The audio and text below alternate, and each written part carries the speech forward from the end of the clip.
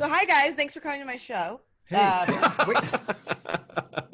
I think that not enough men know whiskey as well as they should. So I thought it would be a really funny way to like flip it on its head, where you guys have to teach me about whiskey. Interesting. Oh, that's going to be hard. I don't know anything about it. So. Well, you guys are such good improvisers that I feel like this is going to go over really well. And also don't be afraid to be wrong. And I won't tell you when you're wrong. Correct us? Okay, good. Thank you. Okay. No, we're just going to let it be what it is. Well, that gives me a lot more confidence to go, hey, welcome everybody. I'm Andrew Pierce and I fucking love whiskey. And as always, I'm here with my co-host, Mr. Joseph Limbaugh. I also fucking love whiskey. This should be clear to anybody who's seen the show before. And this week we have a wonderful guest, talented actor, improviser, director, streamer. Neon boob owner. Jessica Linverde. Woo! Woo! Thanks for being on the show. I'm a big admirer of you.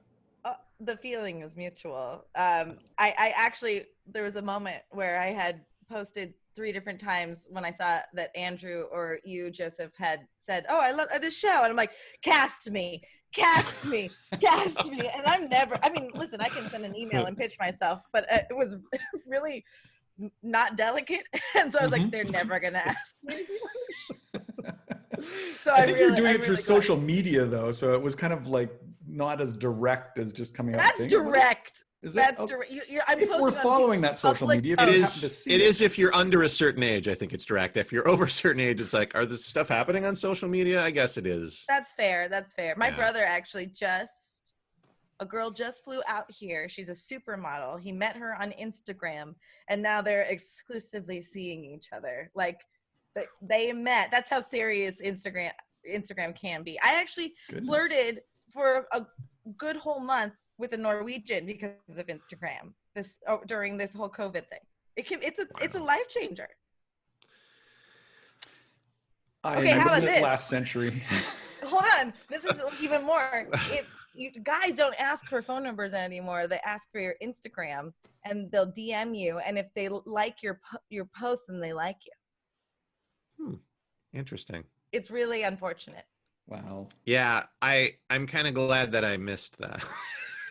I have to say, it's just one more way to feel like confused, or like you have like 7 different social media outlets to like stalk whose picture they like. I mean, you used to be able to see what their activity was on Instagram and like who liked what and who commented on what, and they took that away recently. So like you could see that he didn't like her picture, but he liked some other chick's picture, and or you could see it's too much. Yeah. Oh, really? You could like see whatever anybody did on Instagram, like whether they liked something or and it didn't was like a whole something, new level of stalking. Oh, no kidding. And a way to make you feel bad about yourself too, if that was happening and it was someone you liked and they're interested in someone else, like, ugh.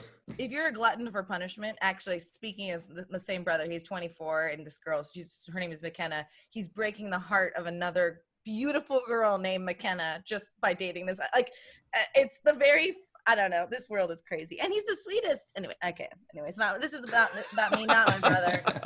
It's fine. It is. This is about you and your love of whiskey or lack thereof. Well, let's start out with something that you're kind of familiar with, because I know you know bourbon. Well, I was gonna say. So wait. So Andrew, you and I have drank together. We have. Joseph and I know each other well enough, but I don't know that you and I have like shot the shit at a bar before.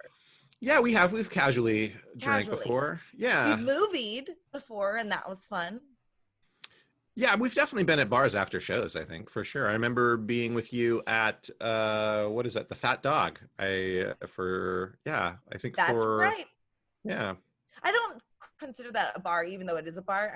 I'm there for like the mac and cheese and the mussels. You know what I mean? Like it's a gastropub. So gastropub. Yeah. I guess the reason I ask is you, at any given time, you guys know I have whiskey in hand, I would say. Would you know that about me? Probably, yes. And, but it's bourbon, which is garbage.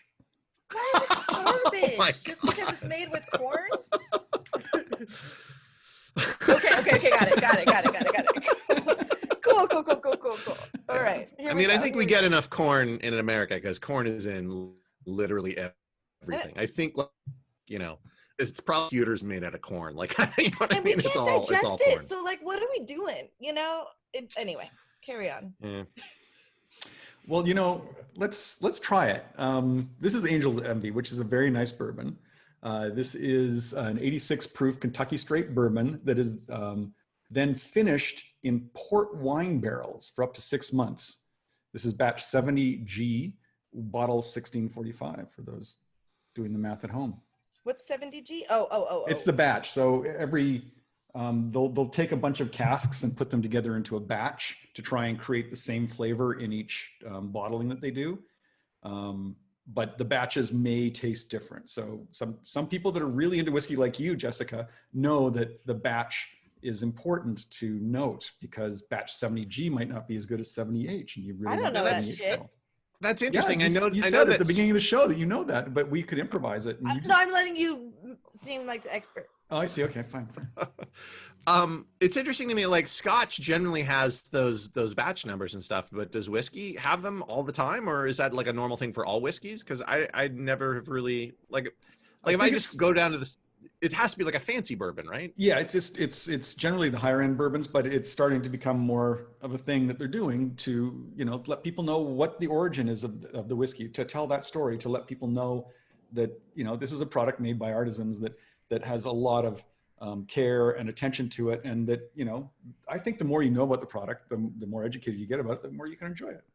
And it seems like it's giving it like an aging system in a way similar to wine, and like it also could like boost up the price if some sommelier or whatever whiskey says, oh, the 70G cask is the greatest one, and now it's a $12,000 bottle. And then that all sells out, and that particular cask is hard to find. Yeah, that's totally correct. True.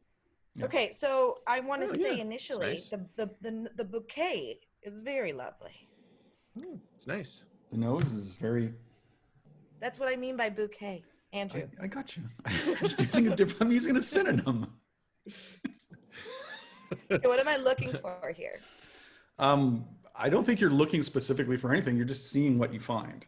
Okay. Right, and just if there's a note in there, I get the oak cask in there, definitely. I mean, that's an easy obvious one. It's interesting because it does have that bourbon sweetness to it, but it's got some more complex stuff going on. You know what I mean? It's that kind of like prune or plum cherry. sort of thing. Definitely cherry. Cherry? Yeah. That might be the dark ruby cherry. port influence in there. Definitely. Yeah, there's some spice. There's pine sol.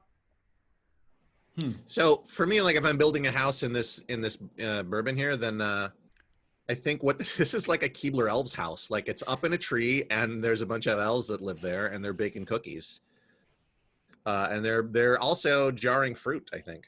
Interesting. Mm-hmm. That's what I think it's Ben and Jerry's Keebler Elves house. Ben and Jerry's Keebler Elves house. They have their own ice cream. Ben and Jerry's have their own.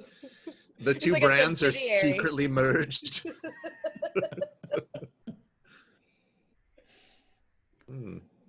All right. Yeah, cherry's about it word.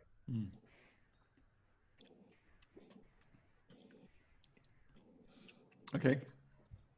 Ooh. Oh, wow. It's got that bourbon sweetness, and then at the end, all of that cherry comes out. Yeah, I can't have bourbon without immediately having that reminiscence of when I was like young in high school, and like the first, like my first drinking experiences, sort of a thing. It takes me back to Wild Turkey for me. Yeah. That's sweet. Yeah. That same sort of just like, I don't know. It's that quality of the alcohol, Question: When did you start to differentiate? Like, when did your palate form to the point where you could tell the difference? Because like, this is whiskey, this is rye, this is Scotch. Like, Scotch obviously has a very distinct flavor, but like when we're dealing with ryes and whiskeys, when did you get that complexity? I think it's just tasting them side by side, and you start to notice the difference. And I think you'll remember this very well. We're going to go to a rye next, and then we're going to go to a Scotch. And I think you'll see, oh, wait a minute, I do notice this different flavor, and that's the flavor of rye. And you'll notice this different flavor, and that's the flavor of kind of a malt-based whiskey. More it's like having the tasting really helps. I think it was the first tasting I went to Andrew's house. I was like, wow, yeah. And it's the thing he always says is like, there's such a range of flavors in whiskeys that you don't get in other hard liquors as much. Like there's, you know, each of them has kind of a small part of the spectrum, but whiskey is like quite large. Like there's a lot of flavors, you know, that you can experience. There's something almost meaty in the finish of this. Almost like a pulled pork with a really good barbecue sauce on it. Now you're just pulling it out of your ass, Andrew. Huh. You don't know what's going on in my tongue. You can't say for sure. This is true. I'm an asshole. I'm sorry. Joseph didn't laugh. I got it. I got to know when I was busy tasting. I can't laugh while I'm tasting. fair. So, you know, when you drink wine, you're supposed to like whistle it in. Is that the same thing here, or are you just supposed to just? Well, you don't need to aerate it like you do wine. So here you can just kind of move it around your mouth and try and hold it there for like maybe 8 seconds, 12 seconds, as long as you can, unless it's burning your tongue. And that will. I've also heard like chewing on it, like kind of like you're kind of chewing it up, like you're biting into it, like chewing it up. And that helps move it around the mouth, essentially. That must have to do with the water, quote unquote, opening it up too, because you're basically salivating in it, and so it's got to be changing in that way. There's probably chemical change that goes on there. Yeah, I mean, there's all sorts of chemicals you have in your, you know, in your internal fluids to break down, like your saliva to break down proteins and stuff too. You just made people sound so gross to me. Internal fluids. Yeah. And chemicals. I feel like there's a more, I don't know, there's a better phrasing of it. There's your mouth waters have the mouth special, chemistry. Your mouth waters have special reagents that cause a change that, When you gleek into your cut, it's gonna be a whole new experience. Well, now that's a bourbon voice right there.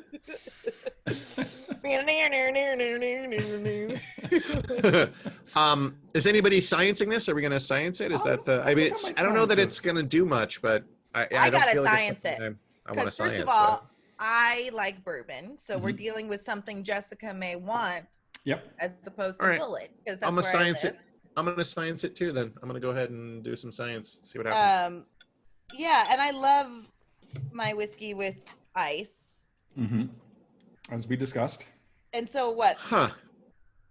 One drop? I would just start with 1 drop and see how much or if that changes the flavor. Yeah. Because sometimes it's startling just how much 1 drop will change it. You can always add more. You just can never take it out. So start slow. I feel like I might be. I don't know. I feel like I'm getting more here. Like as I expect it to be less, but I feel like I'm definitely like it's opening up a bit for me for the smell, the nose. Ooh, it's already sweeter. Yeah. Isn't that wild? That's wild. I mean, there's a part of me that wants to be like, okay, it's less astringent because you've had 3 sips already, but that was already a smoother. One of the thoughts is that the water kind of opens up, removes the alcohol. It pushes the alcohol molecules further apart, and then you can get more of the flavor that's kind of bound up in those. You can tell without knowing that. You know what I mean? Like it's always made it. Maybe that's why I like it. It's just like the smoothness of the sipping. I don't know that the taste is. I don't know. I don't know that I find something bitter in the finish with the water. No, it tastes more chemically to me. It's not distasteful. Not in a good way. I do like it. I'm with both of you. There's like a sweetness happening in the middle back part of the tongue. But there is a bitter, even at the top of the sip, that stays also. I'm with both of you. I don't know that it's necessarily been improved. Right? It reminds me of like carnival food that's been sitting on the counter for a day. That's like, it's that same sort of like, this would have been delicious deep out of the deep fryer, but now it's like, it's still delicious because it's bad for you, but not, you know. It's like fries in the fridge. I know exactly what you're talking about. Fries in the fridge. That's exactly what I'm talking about. Fries in the fridge. Kind of that. Fries in the fridge. I would not recommend water. It was an interesting experiment, but I would not recommend it. I'm going to put 1 more drop. Put another drop in and see if it goes any further. The other thing you're getting with ice, though, when you put that into a bourbon, is you're knocking down the sweetness. The cold will make the sweetness kind of drop down, and so you might expose other flavors that way. Oh, that's interesting. I don't know. I think bullet is what I drink, right? Like I drink bullet bourbon. It's a really predictable, approachable deck. And I think it's because it's not so complex. It's like a really nice, straightforward thing. But I just don't like whiskey without ice, though. But I think it's probably in my head more than it is. Yeah, who knows? Well, again, how do you feel about like any way you want? Andrew, how do you feel about chilling whiskey without ice, like having it out of the refrigerator? Or how do you feel about the stones? Like they have those stones that don't melt. How do you feel about that, like chilling whiskey? I don't think we've ever talked about that. Again, everybody can have their own opinion on this. To me, because it does knock down the sweetness, you might not have the same experience with the whiskey. I would try it without it first. That's just my opinion. I would always try the whiskey without it first, just like Stuart said in the last show. Respect what has gone into making this liquid, how much time and effort and energy went into making this liquid taste just the way it does. And then you can modify it. Then you go explore it, make it cold, and does that change it? But you have a baseline at least to know what it tastes like, which is why we like to taste it without water first and then do the science and go, did that change? Is it better? Is it worse? What new flavors did we find in it? And then you can go, further. Then you can water it down to 15% or whatever you want. Yeah, I definitely I do, because I know a lot of people like chilled whiskeys, but I do like for a nice whiskey, I want it to be at room temperature. You know what I mean? Like I think the idea of chilled whiskey sounds disgusting. But you like ice in it, which is essentially chilling the whiskey. You couldn't pay me to put my bullet bourbon in the fridge right now. But you'll put an ice cube in it. Yeah, but I think it's just different. This is like when I was a kid and I would eat strawberry jam until the cows came home, but I would not eat a strawberry. This is what I think. This is what I'm hearing. Yeah, but that's different. It's different because there's sugar. There's sugar in strawberry jam. Oh, okay. I just love your mom going, Andrew, the cows are home. Get the strawberry jam out of your mouth. The cows are home, Andrew. Hold on. Are you one of those psychos that thinks ketchup is tomato jam or jelly? No. I mean, that makes sense. That is a good analogy. It's like tomatoes and sugar, right? I mean, if you classify tomatoes as a fruit, which they are. They are. The second drop of water actually made it it made it better, made it smoother. Right. In my opinion, I feel like that bitterness is gone. The astringent nature of it is gone. Oh, yep. I mean, the alcohol notes in it, the stinginess is really knocked down. It's almost not present. And that's just 2 drops of water. That's kind of wild to me. Right. And so putting an uncontrolled experiment of an ice cube in there where it's going to melt and dilute. Oh, right. I get it, Andrew. Jesus fucking Christ. Joseph, on a scale from 1 to 10, how uncomfortable do I make you? 0. Okay, good. I need to, because you're like the perfect blend of smart, logic, and sensitive. There's in the most beautiful way. It's what makes you a great actor. And so it's hard to know. There's still people to this day who don't know that I'm not perturbed by anything, but I act like I am. Yeah. So much so that people think, wow, Jessica's really moody. People mostly project themselves onto other people. That's my favorite thing to do with introverts. You got to put something on there because you're not getting anything. So you got right. Oh, clearly you hate me because I cut your hair off when you were 5. And you think I talk too much. Poor Kelly Loman. She can't. It's been the hardest to be in a relationship together. We were at Sundance, and she's dating Nick Clark, and it's lovely and wonderful. And I don't know if your audience knows who I'm even talking about, but I'm in Ripley Improv, and Kelly Loman is a Ripley improviser. She's been on the show. Yeah. Oh yes, that's so true. They know Kelly.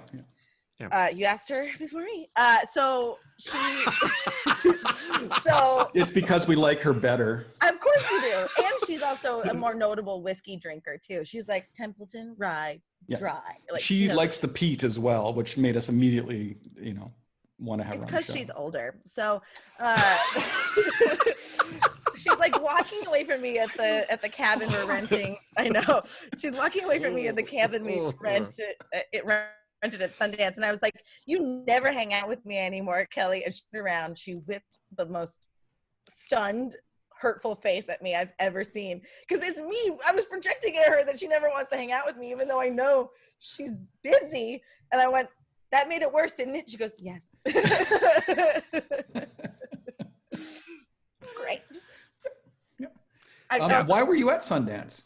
So because of Kelly Lohman, we, as Ripley Improv, filmed completely improvised films. They turned into, well, we actually filmed 5 within a week. So every day we filmed 5. Every day of a 5-day week, we filmed a different, completely improvised, what was supposed to be feature-length film. What we ended up with was shorter films, and 3 of them were great. So we made like quote unquote anthology out of it, and it turned out really fucking great, I think. And where can we find these films? When can we finally see these? Well, we have to know what our festival circuit is like first. So we went to meet people, because it seems to be the way. Like, you know, if you want to get your film into a festival, it's better that you can have a direct email to somebody, or you've made a connection. So Ripley was definitely trying to network, because we're just so damn charming, our way into a film festival. So if let's say Sundance were to accept us next year or something like that, you can't show the film until after it's premiered there, technically. Right. Yep. Yeah. So since that was the goal from the start, we always knew it was going to be a later release regardless. And now I'm thinking it's either going to get into a film festival possibly, or it's going to be a really excellent proof of concept, and then we'll be able to share it with everyone who helped us make it, because we crowdsourced it, and then we'll, you know, Netflix will pay us $1 million to just improvise TV shows all day. Why not? Yeah, I think that they should. Here's the best part too, and I don't know if Kelly got into it with you guys. Everyone told her she couldn't do it, and she had this idea for 10 years, and it's amazing how, especially when you're not the one that's maybe happy with your own life, or you don't believe in yourself enough, you'll like try to take other people down with you out of concern. Like you're like, you want to protect that person. Like, hey, don't do that. People would tell me like, don't go into acting. There are prettier girls than you. Like the competition's going to be too much. And well, I would tell people don't go into acting, because it's a brutal whirligig of self-destruction. That's why, you know, unless you really, really want to do it. But it's like, you know, has that been your experience? Yeah, I mean, I'm you know, I'm not at the beginning of my career anymore, and it has torn my soul out and ripped it to pieces. Oh, absolutely, yeah. I mean, but you know, it's like if you know, people who are successful will tell you a different story, but those people are a handful of people. And the thing is, here's the thing, Jessica, like the number, we are your future. Yeah, the number, hopefully not. Hopefully you'll do better than us. But the number of people I know, like, you know, and it's not even like me, like the number of people I know who are so talented and should have more exposure or work more is an enormous number. Like, it's like, and yet you see the same freaking people over and over again. Some of those people are talented, but you see the same faces over and over and over again. Yeah. And it's like, you know, like Edie Patterson just getting known, like Stephen Kieran just, like, these are freaking, you know, there's so many people like that are like, they're so talented. Why are they not, why have I not seen them? And that's, I think, a failure of the industry. That is a failure of the industry to do its job to find talented people, and you know, that's my opinion. But I'm with you. Let me ask: is it your self-esteem that feels, or your like awareness of your ability that feels like it's been wrought and run through the ringer, or like what is it that it's keeping you up about? Like I don't ever want to go on an audition again. Like I hate them, and I love performing. I hate the whole process of trying to get a job, and also, like, you know, I'm older now, so it's like I guess it's not as bad as it could be. Like I still go on auditions and stuff, but it's like, I don't know, like no one is going to give me, like, bring me in for the lead role. Like I'm always the guy who's like, here's your coffee, sir. Like, and I don't that's not why I got into it. I didn't get into it to be that guy, and I don't want to do that. And the only way I'm going to get a part where I'm not the guy who's who here's your coffee is if I write it myself. If I make it myself, that's it. That's the only. No one else is going to do it. So. And no one's going to finance that, so you're going to have to finance it yourself. I've given my creative, I haven't given up my creative vision, but I've given up on the ability for the industry in general to do anything about it. I see. Yeah, I think that is part of the journey too, is finding out where you fit in the business, because technically you're still part of it. You're still part of the industry in your own, like, industry is sprawling, right? Like, there, even the people that put the lights on the set, that's industry. That's part of it. People that teach, that's industry. We're improvisers. Sure. That's people industry. That work on software. That's industry. It is industry. It's that's why, you know, LA is the industry, because in some way or another you're making it move. And there's even like the bottom feeders to the top feeders, and I think it is finding where you swim in that pond and how you make a living. Yeah, the funny thing is, like, I do better as a game designer than I do as an actor. Like, that's kind of how I identify more now, because, like, I'm successful at that. And yet that's another artistic thing that I would tell most people who are like, I want to be a game designer, to be like, don't do it. Yeah. Like, don't do it. Yeah. And when I say that, it's not that I think you shouldn't follow your dreams or you shouldn't do it.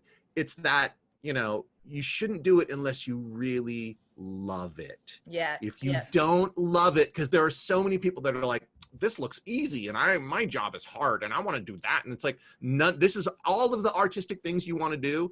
They're harder than your hard job. And I would go a step farther. So I don't think it's don't do it. You absolutely must love it, but I think it's something you need to do. I think it's something you have to do. You can't not do it. Not do it. You can't not do it. Right. Add the additional issue, like my sister is struggling with this. She doesn't even know what she wants to do. So they see us with passion being like getting some success, or like now my mom's telling me your sister should have a voiceover reel. I'm like, no, she shouldn't. Like, just because I got a really great gig that I had for 2 years doesn't mean she could land it. Now, would I ever stop her from doing that if that's what her passion was? No, but I think we were lucky that at least we knew where our heart song was and how to follow it, because Lord knows I'm trying to not say kill myself, but I'd kill myself if I was a waitress still, you know, like that's, but unless I was making ends meet to be an even better actress, that's different. But I've never hated my life more or myself more than when I was actively doing something that I wasn't that supposed you didn't to be want doing. to do. Yeah. And the worst part was that I knew I should have been doing something else, and I was petrified. My sister has been in the workforce for the last 10 years, doesn't even know what she wants. And now she's miserable on top of not knowing what to do with her life. So it's all a given. I don't know. You know what I'm saying, I think. Anyway, this is all driving me to should have some more whiskey. Yeah. I think you asked the wrong chick to this party. No, I think this is fantastic. This is all. I disagree. A Basil Strongly Hayden, disagree.